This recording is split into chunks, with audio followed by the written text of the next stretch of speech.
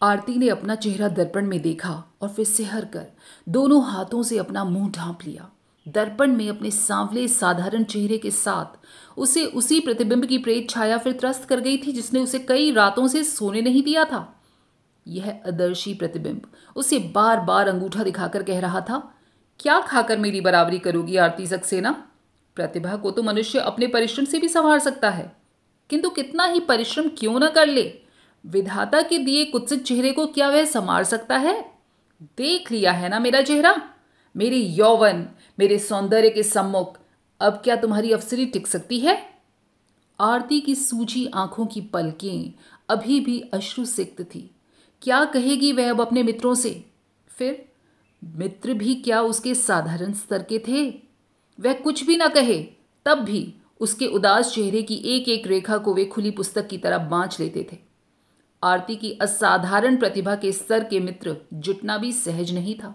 अपने गहन अध्ययन, अनुपम शौर्य एवं असाधारण योग्यता के ही कारण आज वह सचिवालय की उस ऊंची कुर्सी पर आसीन थी। इसी से उन्नत नासिका या कर्णचुंबी आयत नयनों के अभाव में भी उसका साधारण चेहरा एक अनोखी ही आभा से बुद्धि दीप्त था। वैसे देखा जाता तो वह देखने में साधारण ही नहीं, साधारण के स्तर से भी बहुत नीचे उतरती थी। संकुचित ललाट, जुड़ी घौनी भौहें और तीखे तेवर उसे और भी उग्र बनाकर देखने वाले को सहमा देते।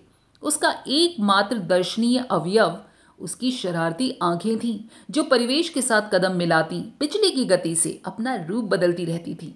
जहां प्रणयी पति को देखते ही उन बड़ी मद भरी आंखों में रस का सागर छलकने लगता था, वहीं पर कलुआ जैसे कुख्यात तस्कर को भी कभी उन्हें तरल आंखों के सहसा ज्वालामुखी बन उठे अग्नि गर्भा तेज ने पक्षाघात का सा झटका दे दिया था। जब आरती ने उस छोटे से पिछड़े इलाके में अपने आबकारी विभाग की कलेक्ट्री का पदभार पहली बार संभाला था, वह रूखी मर्दानी अफसर जितनी ही कर्मठ, योग्य थी, उतनी ही ईमानदार और प्रतिभा संपन्न थी। एक तस्कर ने तो उसे पकड़े जाने पर 50,000 के उत्कोच का प्रलोभन भी दिखाया था, किंतु शायद वह रुपये के लिए निरीह संपन्न महाजनों के प्राण हरने वाला हृदयहीन डकैत नहीं जानता था कि रुपये के मोह ने आरती सक्सेना को कभी उसकी कर्तव्य निष्ठा से नहीं डिगाया। चाहती तो वह उसी क्षण पल पल दुगनी घोषित की जा रही उत्कोच राशि को ग्रहण कर जीवन भर अपने रूपवान कृशकाय सहचर के साथ चैन की बंसी बजा सकती थी। फिर तो रात आधी रात को किसी की सुदूर स्थित ग्राम में तस्करों के अड्डे का संधान पाते ही वह गुर्राती भूखी नरभक्षिणी सी शिकार की खोज में निकलने लगी। एक तो उसका जिला नेपाल की सरहद से सटा था, उस पर सीमांत का गहन अरण्य उसका प्रिय अड्डा था। 4 ही महीनों में उसने 3 छापे मारकर लाखों की हशीश अफीम बरामद कर ली थी। एक दिन वह ऐसे ही थकानप्रद दौरे से जीभ धड़धड़ाती अपने बंगले में पहुंची ही थी कि तहसील का एक धूर्त नापित उसे सूचना दे गया था, कलुआ आज हमारे गांव की सरहदों पर आया है सरकार, पूरे 60-70 हजार का माल लिए है। कलुआ के आतंक ने उन दिनों समीपस्थ प्रत्येक ग्राम को थर्रा कर रख दिया था। वह एक कुख्यात तस्कर ही नहीं, एक निशंस डकैत भी था। दिन दहाड़े समृद्ध ग्रामीणों के यहाँ अपनी बहुमूल्य पोटलियां छिपा देता। वह प्रतिवेशी ग्रामों की समृद्धि को किसी गर्त में छुपाए हड्डी के टुकड़े की भांति सूंघता, चोर कुत्ते सा पहुंच ही जाता और बल्लम भाले देशी बारूद के धमाके से पूरे ग्राम को आतंकित कर संपन्न श्रीमंत को भी पथ का भिखारी बना जाता। कहा जाता था कि उसके अचूक निशाने की कीर्ति से ही सहम कर कोई भी पुलिस की टुकड़ी उससे आज तक मोर्चा नहीं ले पाई थी। उसी अचूक निशाने के स्वामी को अपने अचूक निशाने से पराजित कर दुस्साहसी आरती सक्सेना ने अपने पूरे जिले को अपनी खाकी ट्यूनिक की जेब में डाल लिया था। वह जब भी छापा मारने निकलती हमेशा मर्दाना वर्दी का ही परिधान धारण किए रहती। साड़ी के 6 गजी जंजाल में अपनी प्रशासकीय योग्यता को उलझाना उसे पसंद नहीं था। इसीलिए उसने अपने ऐसे शत्रु संधानी दौरों के लिए एक साथ कई खाकी वर्दियां सिला ली थी। पौरुष को वह अपने अर्जित पौरुष से ही आज तक पराजित करती चली आई थी। वह इस बात का पूरा पूरा ध्यान रखती थी कि किसी नन्ही सी तुरपन से भी नारी की ललित ललाम छटा न छिटक जाए। दूर से देखने पर तो किसी भी अपरिचित को उसे देखकर किसी रौबदार गठीले पुरुष का ही भ्रम हो सकता था। एक बार तो उसके एक मित्र की नन्ही पुत्री ने कह दिया, हाय बुआ, आप अगर वो 8 आने वाली नकली मूछें लगा लें तो और भी अच्छी लगेंगी। कलुआ के अड्डे पर छापा मारने भी वह अपनी उसी मर्दानी वर्दी में निकल पड़ी थी। फिर जिस छलबल से वह साक्षात चामुंडा का रूप धारण कर उस चिक्षुर से मोर्चा लेने अपने गणों सहित उस ग्राम में पहुंची और छिपकर पेड़ के पत्तों से एकाकार हो गई, वह घटना पूरे शहर में एक दंत कथा बन गई थी। विदेशी ठरें और बनेले सुअर के तापसी अपच से उन्मुक्त कलुआ बरातियों का मनोरंजन उसी की गुण गाथा से कर रहा था। अजी यहाँ कैसे कैसे अफसरों को थूक चटा दिया। यह 3 कौड़ी की मेहरारू क्या खाकर कलुआ से जूझेगी। सुई उछालकर भी अपने निशाने से उड़ा सकता है कलुआ। किसकी छाती में है इतने बाल जो इस छाती को बंदूक के धमाके से दागे। वह बड़े गर्व से अपनी लोमश छाती का प्रदर्शन कर ही रहा था कि पत्तों के गहन अंतराल से सन्नाती गोली उसकी कनपटी का स्पर्श करती एक पल को उसकी बोलती बंद कर गई। फिर तो कलुआ का विभत्स चेहरा और भी विभत्स हो चुका। देखते ही देखते विवाह का मंडप खाली हो गया। कच्ची मिट्टी के बने घरों के द्वार पटापट बंद हो गए। पर उस भगदड़ के बीच भी कलुआ अपनी वन केसरी किसी गर्जना की दिशाएं गुजारने लगा। मर्द है तो सामने आकर लड़, जनखों की तरह छिपकर गोली क्यों चलाता है। वह अब बंदूक ताने दांत पीसता शत्रु के शर संधान की दिशा को ढूंढने लगा था। मर्द न होकर भी वह जवां मर्द के ही साहस से पेड़ से कूद गई थी। आमने सामने की टक्कर में पहली बार उस अचूक निशानेबाज का निशाना आरती के कंधों को छूता व्यर्थ निकल गया था। उसका एक कारण और भी था। जिसने सर्वदा पुरुष प्रतिद्वंदी की ही आग उगलती आंखें देखी थी, वह एक क्षण को उस अंधकार में किसी वन्य पशु किसी जलती सी उन आंखों के अस्वाभाविक तेज से सहसा चौकन्ना हो गया था। फिर उत्तेजना, क्रोध और पेड़ से लगाई गई ऊंची छलांग ने आरती का ढीला बंधा जूड़ा खोलकर कंधों पर बिखेर दिया था। खुले केश, तमतमाया चेहरा और आरक्त चक्षुओं की उस ज्वलंत दृष्टि ने कलुआ का संतुलन छीन लिया था। उसके मोटे होंठों से भद्दी अश्लील गाली आदि ही निकली थी कि आरती की कुमुक ने उसे घेर कर जकड़ लिया। आरती की प्रशस्ति तो प्रचुर मिली ही थी। आरती को प्रशस्ति तो मिली ही थी, साथ ही उसके अनुपम शौर्य प्रदर्शन ने उसे उसी दिन से पुरुष सहकर्मियों की बिरादरी में बिना किसी रोक टोक के प्रवेश की अनुमति दे दी थी। उसकी स्वयं की महिमा के साथ साथ फिर निरंतर उसके पद की गरिमा भी बढ़ती ही चली गई थी। कुछ अंशों में आरती की योग्यता को उसके सुखी दाम्पत्य जीवन ने ही घिस मांझ कर और भी परिष्कृत कर दिया था। उसके निकटतम मित्रों को भी कभी कभी आश्चर्य होता है कि एकदम ही अनमोल जोड़ी होने पर भी दोनों में स्वाभाविक खटपट तो दूर, सामान्य सी बहस भी कभी नहीं होती थी। लगता था दोनों ने ही बड़ी समझदारी से कुछ ऐसा समझौता कर लिया था कि उनके जीवन में एक दर्शनीय मशीनी तत्परता आ गई थी। दिन भर दोनों समानांतर रेखाओं से विलग रहते थे और संध्या होते ही वे 2 रेखाएं एक दूसरे का अस्तित्व मिटाकर एकाकार हो जाती। न दोनों के स्वभाव में कोई साम्य था, न चेहरे मोहरे और शरीर की बनावट में ही। आरती हृष्टपुष्ट ऊंची महिला थी। उसके मदाक्रांत प्रौढ़त्व ने समय से कुछ पूर्व ही किसी बिन बुलाए अवांछित अतिथि की भांति टपक कर उसके यौवन को दुस्साहस से पीछे ढकेल दिया था। जीवन के 33 वसंतों में ही कनपटी के बालों से सफेदी झांकने लगी थी। सचिवालय के कठिन कार्यभार ने उसके चेहरे को सिकोड़ दिया था। पुरुषों के निरंतर साहचर्य से उठने बैठने हंसने बोलने में पुरुषोचित गरिमा आ गई थी। अराल उंगलियों को यत्न से किया गया मैनिक्योर भी अब नहीं संवार सकता था। दिन भर कलम पकड़ने से उंगलियों में गांठें उभर आई थी। फिर भी उसकी सज्जा वाणी हंसी कहीं भी शैथिल्य नहीं लगती। वहीं पर उसके पति राम भजन सक्सेना के नाम में ही किसी अर्दली के से नाम की खनक नहीं थी। पूरे व्यक्तित्व में ही सदैव किसी दीवार के ढह पड़ने का सा खतरा बना रहता था। आरती प्राणांतक चेष्टा से ही अपने उस निपट गंवार पति को एक सुसंस्कृत नागरिक बना पाई थी। पितृग्रह की समृद्धि में पालिता आरती ब्याह कर जब ससुराल आई तो उसका यही सुदर्शन सहचर मुंह में दतौन दबा लोटा लेकर दिशा जंगल जाया करता था। नाम का ही तो ग्रेजुएट था, किंतु सभ्य शिष्टाचार के वर्णमाला से उसका सामान्य सा भी परिचय नहीं था। अंग्रेजी बोलना तो दूर, पढ़ने में भी वह बुरी तरह हकलाता था। उसी देहाती भजन का कायाकल्प कर दिया था आरती ने। शरीर अभी भी कृश था, किंतु उसकी वही कृशता उसके सुकुमार चेहरे को और भी कमनीय बना देती थी। वह ऐसा चेहरा था जिसे कभी पारसी थिएटर कंपनियां सजा धजा कर नारी रूप में अवतरित कर लाखों दर्शकों के हृदय विजित किया करती थी। आरती के लिए वह भोला पति एक मोहक शिशु सा ही था, जिसे तरह तरह के उपहारों से लाद कर भी उसे कभी पूर्ण संतोष नहीं होता था, और वह भी पत्नी प्रदत्त प्रत्येक अलभ्य दामी उपहार के हाथ में आते ही अबोध शिशु सा ही किलक उठता। कहीं भी कोई अच्छा कपड़ा देखती, आरती चट से भजन के लिए खरीद लेती थी। चौक की न जाने किन किन संकरी गलियों में घूम वह उसके लिए चिकन के जालीदार कुर्ते बनवाती, कहीं से कार चोबी के नागरा बनवा लाती और कहीं से कोल्हापुरी चप्पलें। पत्नी की कलात्मक सुरुचि बेजोड़ थी और उसी का संस्पर्श उसके मोम की डली सी पति को भी लग गया था। कॉन्वेंट शिक्षिता आरती की त्रुटिहीन उच्चारण ही भजन की जिम्ना पर नहीं उतरा। उसके अदब, कायदे, नम्रता, शिष्टाचार की छाया भी उसे निरंतर अपने आरक्षण में घेरे साथ साथ चलने लगी थी।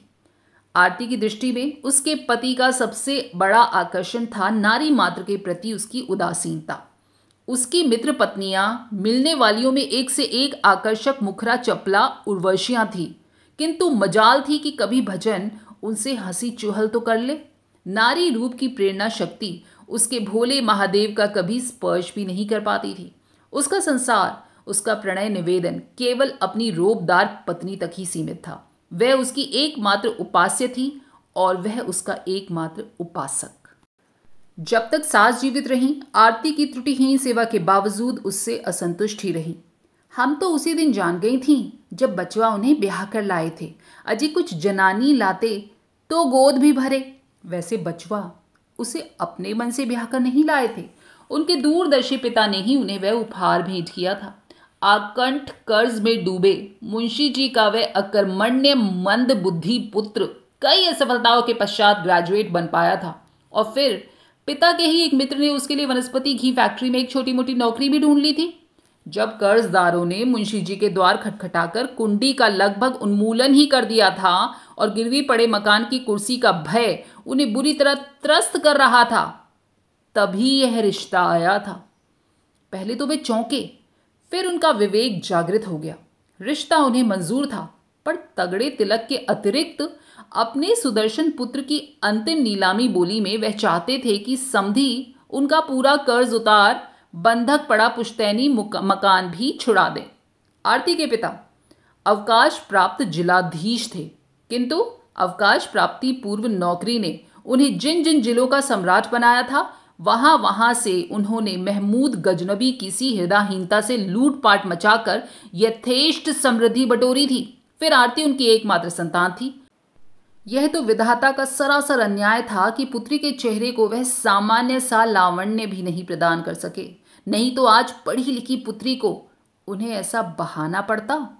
सुदर्शन जामाता के कमनीय चेहरे पर रीझ कर ही उन्होंने यह रिश्ता भेजा था।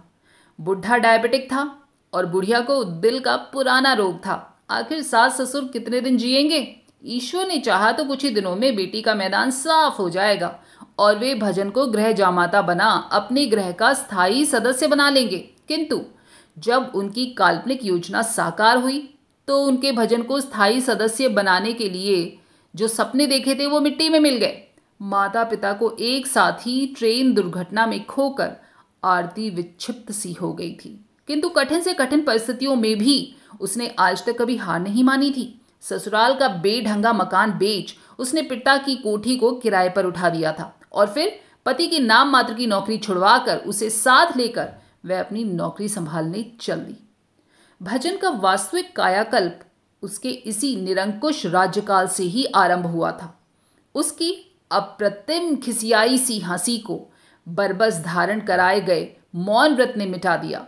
अकारण की गुनगुनाहट और बीच बीच में कंधे उचकाने के बद अभ्यास को भी रौबदार पत्नी की कनखियों की मार ने सदा के लिए मुक्ति दिला दी। यही नहीं, रात रात पढ़ाकर आरती ने उसे न जाने कब एमए की परीक्षा भी ठेल ठाल कर उत्तीर्ण करा दी।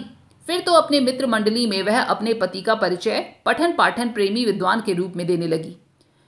इन्हें क्या कभी रिसर्च से फुर्सत मिलती है? जब देखो तब मोटी मोटी किताबें लिए किसी कोने में बैठे रहते हैं। वास्तविकता एकदम उसके कथन के विपरीत होती। बेचारा भजन कोने में स्वेच्छा से नहीं बैठता था, उसे बैठा दिया जाता था, जिससे आरती की बौद्धिक गोष्ठी के बीच वह कहीं अपना कोई सस्ता सा चुटकुला न सुना बैठे। एक दो बार वह आरती को उसके मित्रों के सम्मुख ऐसे चुटकुले सुनाकर बुरी तरह अपदस्थ कर चुका था। आरती एक लोकप्रिय वरिष्ठ अफसर थी। आए दिन उसके यहाँ गोष्ठी जमती। उसकी मौलिक परिहास प्रियता, आनंदी स्वभाव, उदार मेजबानी उसकी गोष्ठियों को और भी मधुर बना देती।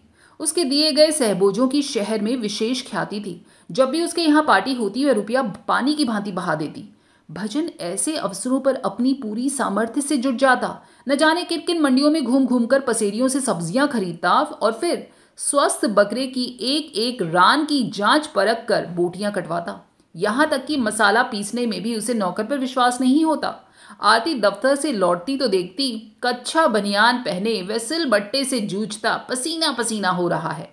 भजन, दिस इज टू मच। तुम इन हरामखोर पड़ोसियों को नहीं जानते, कहीं जान गए तो मेरा ही बदनामी कर देंगे, वह कहती। अरे किसे क्या पता कि हमने मसाले पीसे हैं, वह बड़े भोलेपन से हंसकर फिर मसाला पीसने लगता। बहादुर ने देख लिया है, घर का भेदी हर नौकर विभीषण होता है भजन। किसी ने कभी फुसलाया तो चट से उगल जाएगा कि मेम साहब से मसाले भी पिसवाती हैं। कभी कभी आरती रुआंसी हो जाती, पर भजन को किसी के कहने सुनने की कोई चिंता नहीं रहती। जब आरती ड्राइंग रूम की ओर अपनी सज्जा में व्यस्त रहती वह रायते के लिए दही मथ रहा होता। घर का नेपाली नौकर बहादुर ही उसका एकमात्र मित्र था। उसे भी यह मसाला पीसने वाला मेम साहब के ब्लाउज पेटीकोट में स्त्री करने वाला साहब बहुत पसंद था। ना उसे कभी डांटता न डपटता। आरती को कभी कभी मीटिंग से लौटने में बड़ी देर हो जाती तो देखती स्वामी और भृत्य दोनों परम आनंद से रेडियो लगाकर फिल्मी गाने सुन रहे हैं। कितनी भाग्यवान हो तुम आरती, उसकी मित्र सीमा चक्रवर्ती कहती थी। तुम्हारे पति की जगह कहीं मेरा हरेंद्र होता तो ऐसी किसी दावत के बाद मेरी खैर नहीं रहती। यार तुम तो जानती ही हो वह एलाइड में है और मैं आईएएस हूं। इस कॉम्प्लेक्स से वह कभी मुक्त ही नहीं हो पाता। कई दावतें ऐसी होती हैं जहां केवल मुझे ही निमंत्रित किया जाता है, बस फिर तो खैर नहीं। समझ लो कि पूरा महीना भर यह दावत मेरे सिर से निकलती रहती है।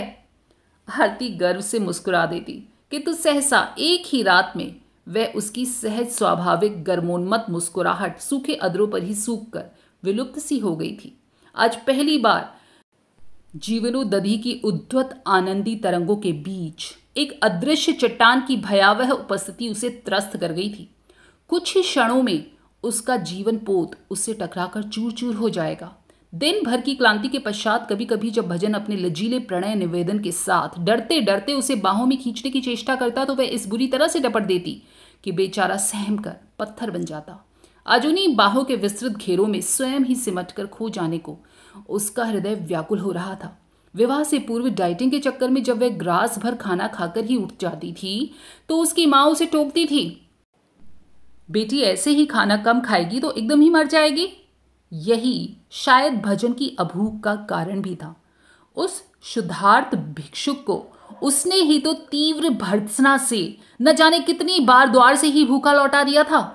पर तब वह क्या जानती थी कि उसके शिशु से सरल पति को उस मायावी गुरु का चक्कर बांध रहा है।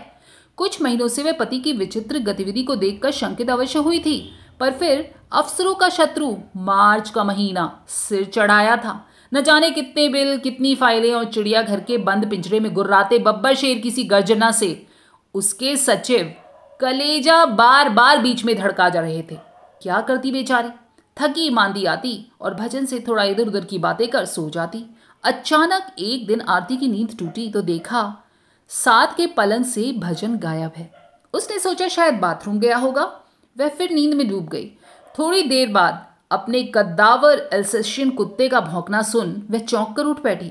पलंग अभी भी खाली था। जिस कोने की ओर मुंह किए जैकी भौंक रहा था उधर ही उसकी दृष्टि स्वयं मुड़ गई। न जाने कब से उसके पार्श्व से उतर भजन चटाई बिछा शीर्षासन की मुद्रा में मूर्ति सा सिर उल्टा लटका था। उसकी सतर देह काठ सी तनी थी। सिर के बालों में लंबोदरे चेहरे को पूरी तरह ढक लिया था। जैकी स्वामी की परिचित देह गंध से भी आश्वस्त नहीं हो पा रहा था। चुप कर जैकी, आरती ने उसे झपटा और फिर अपनी झुंझलाहट को यथासाध्य संयत कर उसने उल्टे लटके भजन के पास कान ले जाकर मुंह सटाकर पुकारा, भजन, भजन डार्लिंग। पर भजन डार्लिंग ने तो जैसे परमपद पा लिया था। संसार में होकर भी वो संसार में नहीं था।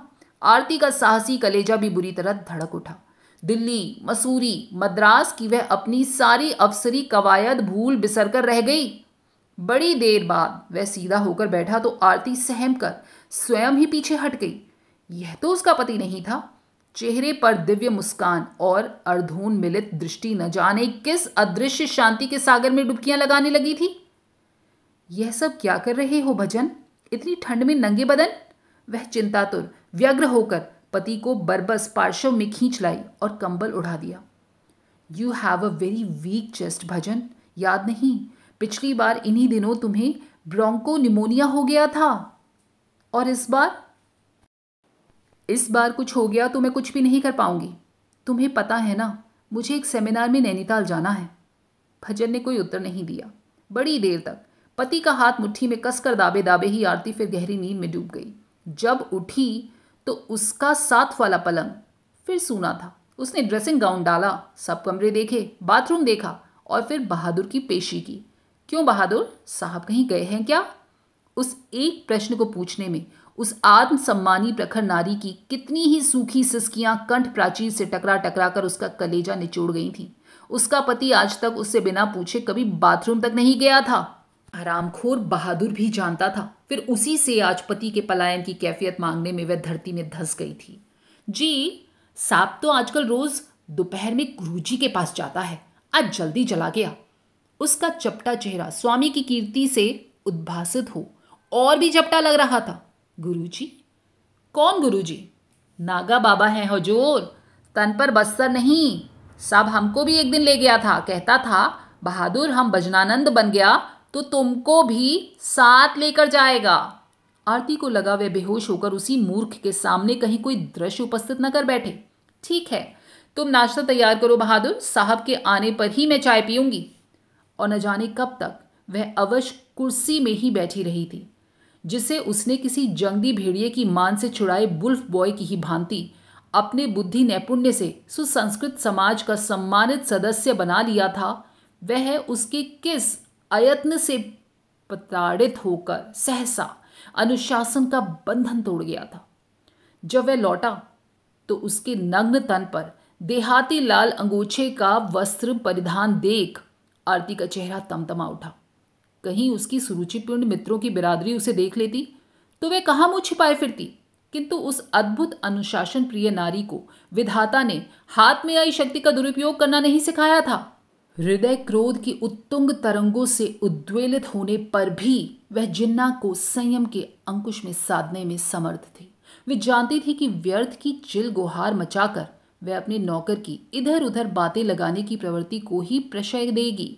आज तक उसका विवाहकाश दाम्पत्य जीवन की कटुता से कभी म्लान नहीं हुआ। आओ भजन, उसने अपने मधुर स्मित से अपने निगरगंड सहचर का आह्वान किया। मैं कब से चाय लेकर बैठी हूं। नित्य की भांति उस दिन भी आरती की मेज दर्पण सी चमक रही थी। चांदी का टी सेट, 2 प्लेटों में 5 अंडे, कुरकुरे टोस्ट, पॉरेज और चांदी की तश्तरी में मेवे। कृपण पिता की अटूट धनराशि की आरती के नित्य प्रति के भोजों में ऐसी ही तृतीय गति होती थी।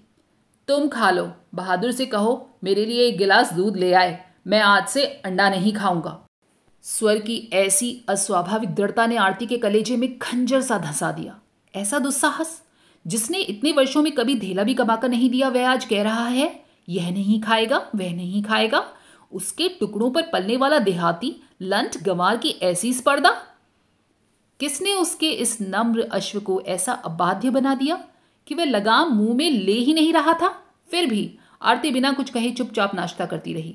दूध पीकर वह बिना उससे कुछ बोले ही जाने लगा तो पल भर के लिए ठिठका, आरती आज रात मैं देर में लौटूंगा। स्वामी जी के यहाँ बनारस से उनके गुरु भाई आ रहे हैं। तुम खाना खा लेना। स्तब्ध आरती हाथ पर हाथ धरे बैठी ही रही थी। उसकी अफसरी, विद्या, वैभव व्यर्थ होकर उसे विद्रुप का अंगूठा दिखा रहे थे। वह फिर उस दिन भूखी ही दफ्तर चली गई। जीवन में पहली बार उसे अपनी निरीह विवशता पर दया आ रही थी। खटाखट मशीनी गति से फाइलों को निपटाने में आज तक उसकी अपूर्व ख्याति थी, किंतु आज मेज पर फाइलों का अंबार लगा था और उसकी शक्ति क्षीण हो चुकी थी। आज तक वह अपने अनुभवी पिता की सीख पर चलती आई थी। बेटी, फाइलों को हमेशा घोड़े समझकर ही खटाखट दौड़ाती रहना।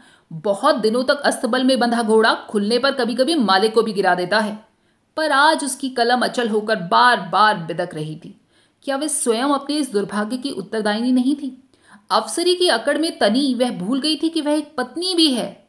एक मयान की दो तलवारें आज आपस में टकरा गई थी। इसमें कोई संदेह नहीं था कि वह एक कुशल अफसर की ख्याति का सर्वोच्च सम्मान पा चुकी थी। कैसे कैसे खूंखार नर व्याघ्र से, सचिवों से उसने आज तक डटकर ही मोर्चा लिया था।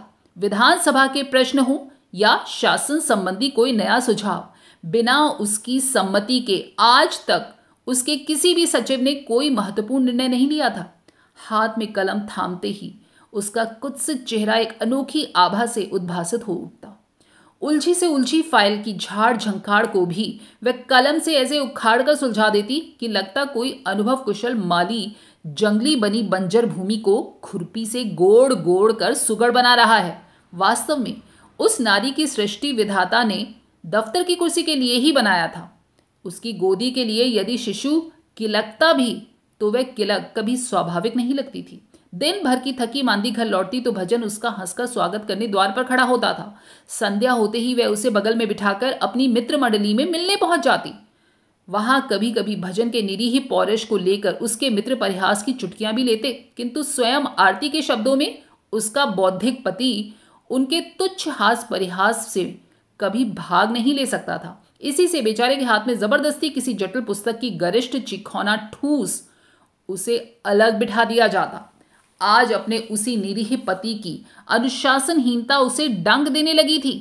फिर उसके नाजुक चेहरे भोली हंसी से भी अधिक आकर्षक थी उसकी निस्वार्थ सेवा भावना। पूरी गृहस्थी का भार स्वेच्छा से ढोने के दास्य भाव भी वह इतना आदी हो चुकी थी कि उसके बिना उसके जीवन का एक एक पल व्यर्थ हो उठता था। एक दिन जब वह दफ्तर से लौटी तो भजन घर पर नहीं था। संकोचवश वह बहादुर से कुछ नहीं पूछ पाई, पर जब रात में भी वो नहीं लौटा देर तक, तब वह शंकित होने लगी। बहादुर से कुछ पूछती भी तो कैसे? यह उसके लिए कितनी लज्जा की बात होगी कि घर के नौकर से वह यह पूछे कि साहब कहाँ गए हैं। और कोई साहब होता तो शायद पत्नी को पूछने में संकोच नहीं होता, किंतु बहादुर तो जानता था कि उसके साहब की दिनचर्या की एक एक पल घटिका भी मेम साहब के आंचल की गांठ में अब तक बंधी रही है। वह उदास बैठी चाय पी ही रही थी कि सिर झुकाए बहादुर स्वयं ही आकर उसके सामने खड़ा हो गया। मेम साहब, उसने कांपते कंठ से उसे संबोधित कर अपना सिर फिर झुका लिया। क्या बात है बहादुर? स्वर में अभी भी अनुशासन की सी कड़क थी। साहब चला गया मेम साहब, अब कभी नहीं आएगा। क्या? उत्तेजित होकर आरती कुर्सी से उठ गई थी। हाँ मेम साहब, साहब को गुरुजी ने दीक्षा दे दिया है। आज हमसे बोला, बहादुर अब हम जा रहा है, कभी नहीं लौटेगा। भजन के इस दुस्साहसी पलायन ने आरती की चेतना ही हर ली थी। न जाने कब तक वह मूर्ति सी अडिग उस कुर्सी पर बैठी रही थी।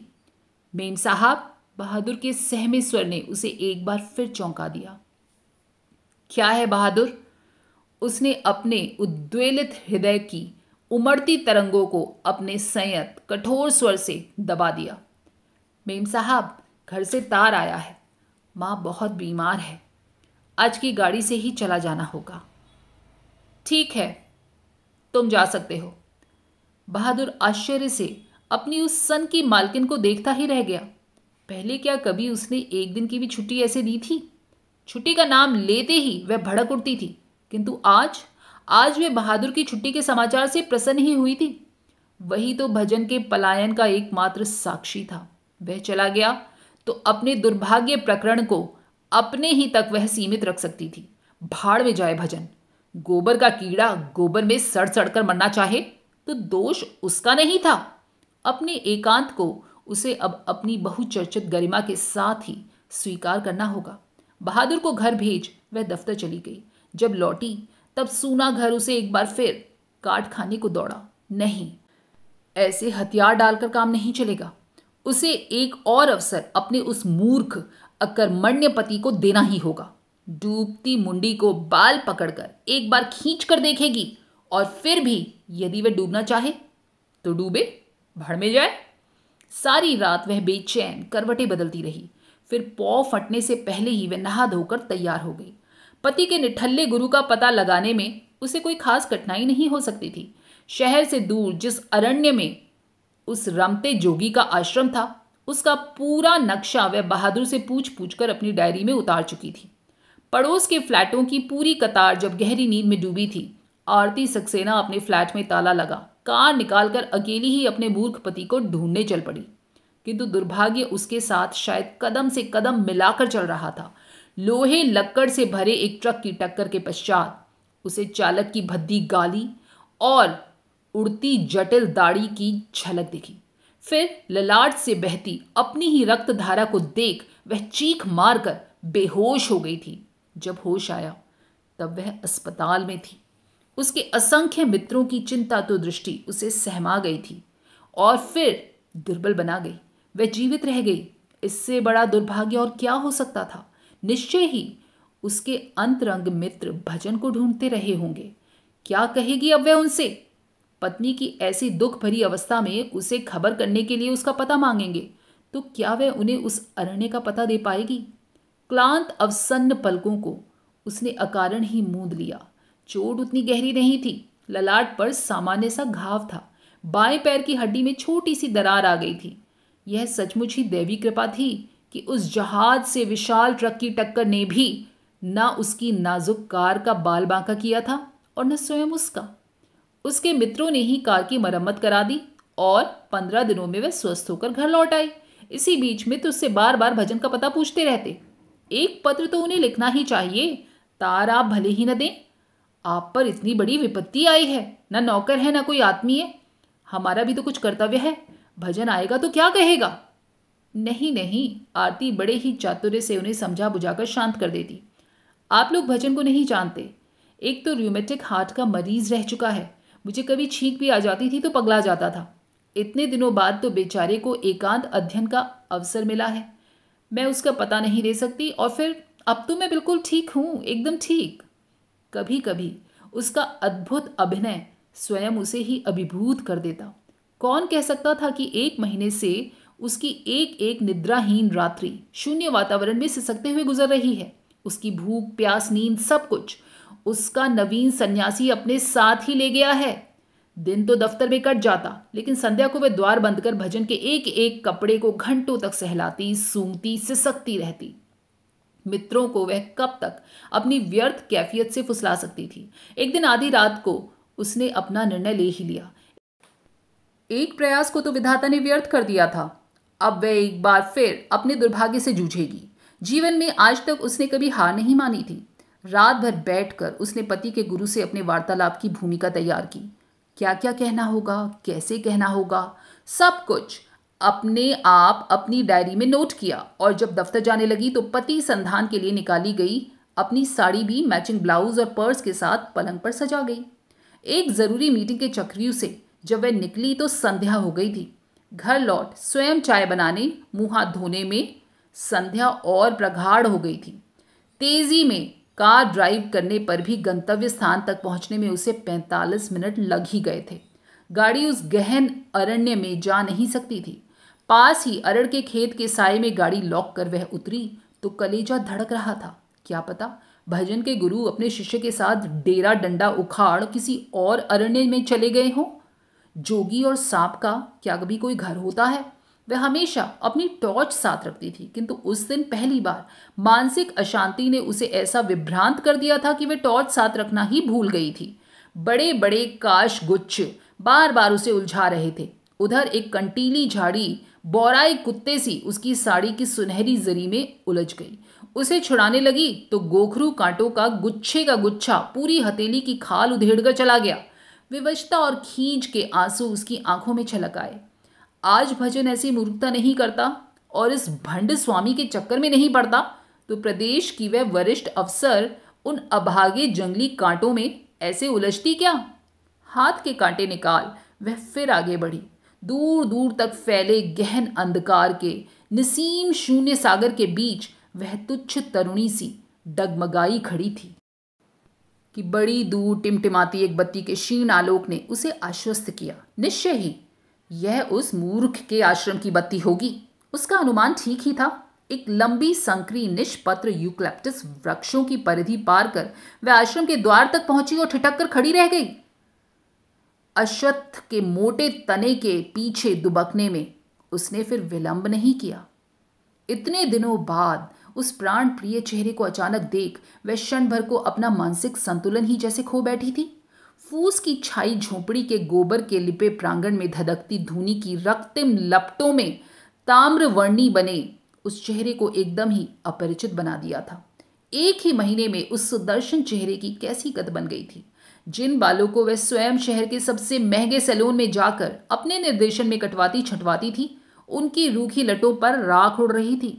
शरीर पर कपड़ों का चीथड़ा भी नहीं था। हाथ में पकड़ी चिलम के संकीर्ण मुख में वह धूनी से अंगारे रखता फूंकता जा रहा था। नग्न औघड़ शरीर पर ही नहीं, सुचिकन कपोलों पर भी राख की मोटी तह थी। जिन रेशमी जुल्फों को विदेशों से आयात की गई क्रीम से संवारती थी, उन पर जैसे मुट्ठी भर राख अभी अभी बिखेरी गई थी। लगता था जैसे वे कच्ची मिट्टी के ढेर में किसी नादान गधे की भांति लोट पोट कर उठ बैठा है। धधकती चिलम को होंठों से लगा। दम खींचते ही वह फिर बुरी तरह खांसने लगा। देख रहा है बेटा केवलानंद, महीना भर हो गया है, पर यह रहा बौड़म का बौड़म। अभी तक सप्तमी का दम लगाना भी नहीं सीख पाया।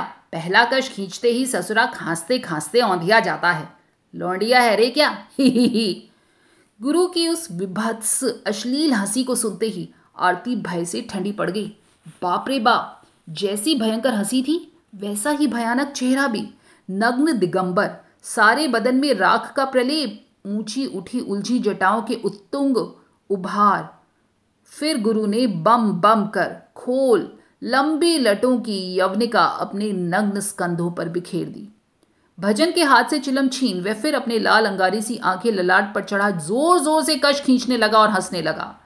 अनेक दुर्दशी सचिवों से मोर्चा लेने वाली, अपनी अद्भुत प्रतिभा से पुरुष सहकर्मियों को सदैव पराजित करने वाली अपराजिता आरती गुरु की गर्जना सुन जिस पीपल के नीचे खड़ी थी, उसी के निरीह पत्ते सी ठक ठक कांपने लगी।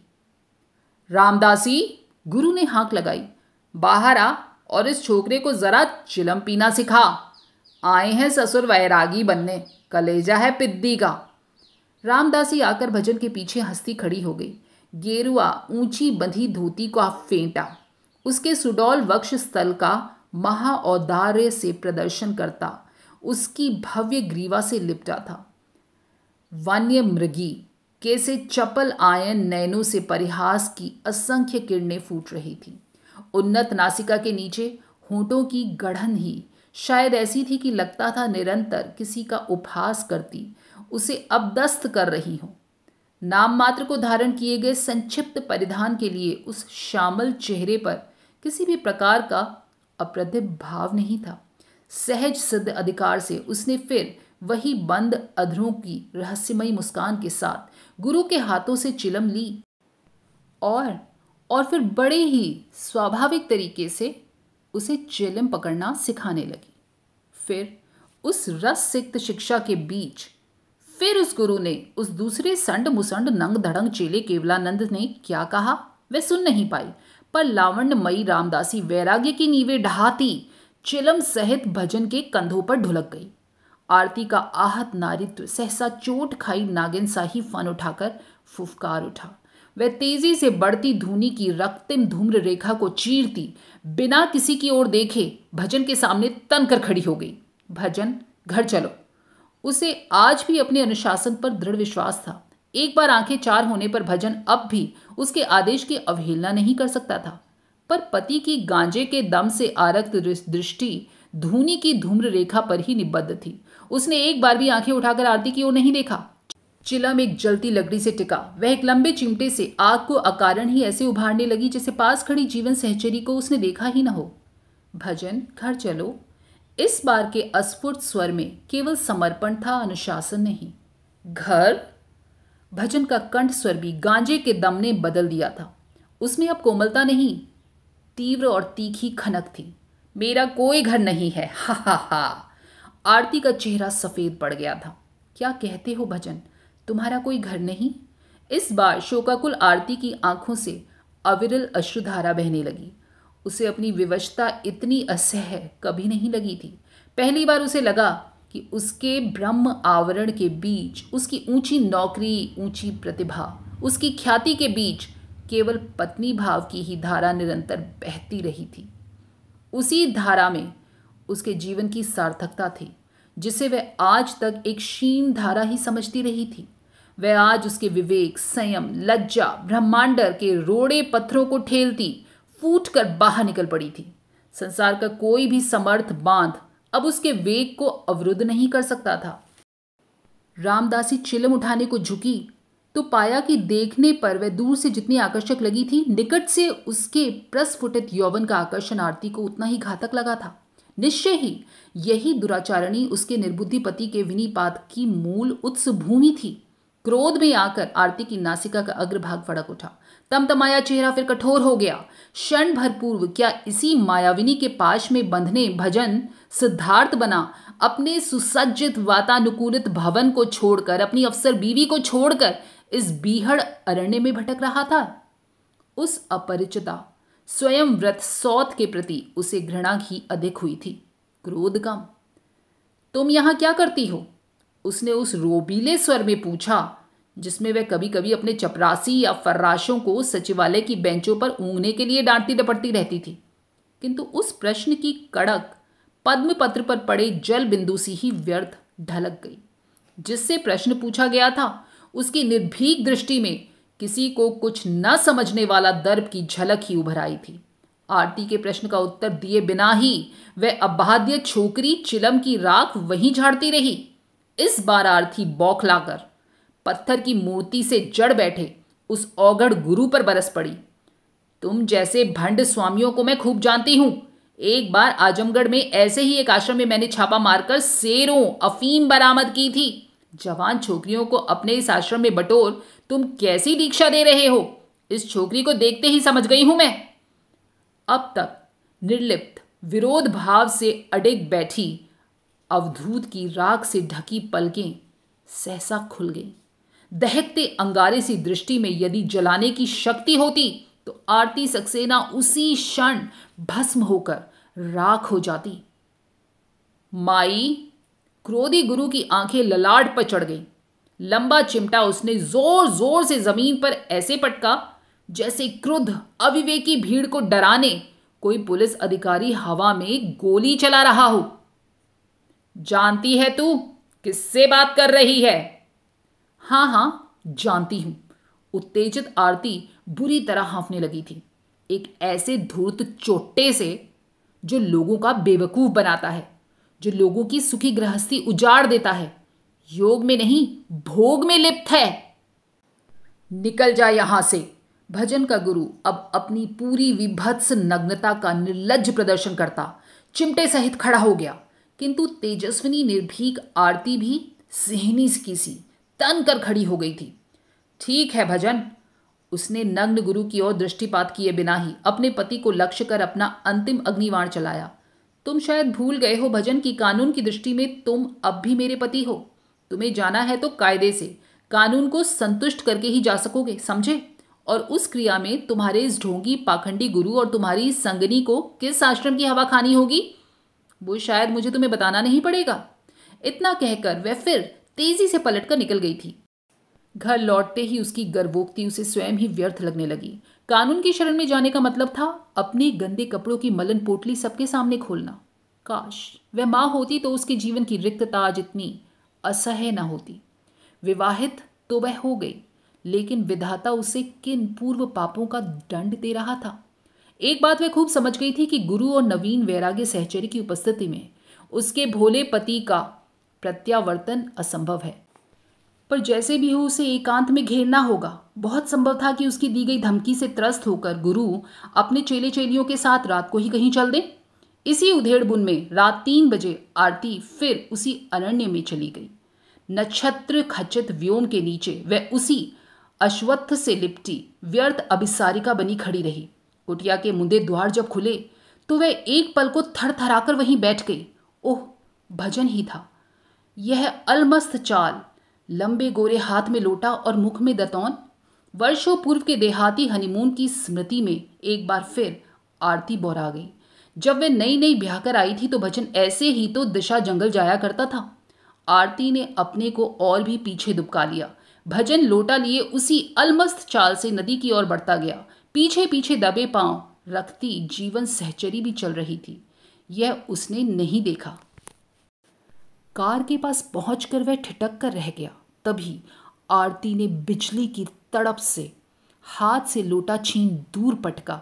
हाथ खींचकर उसे कार में बिठा हवा की गति से कार भगा दी। दोस्तों, कैसी लगी आपको शिवानी जी की ये कहानी अपराजिता? कमेंट करके ज़रूर बताइएगा। अगर पसंद आई हो तो लाइक, शेयर और सब्सक्राइब करना बिल्कुल ना भूलिएगा। फिर मिलेंगे अगली बार ऐसी ही कहानियों के साथ। तब तक अपना और अपने परिवार वालों का दिल से ईमानदारी से ख्याल रखिए। स्वस्थ रहिए और मस्त रहिए। नमस्कार।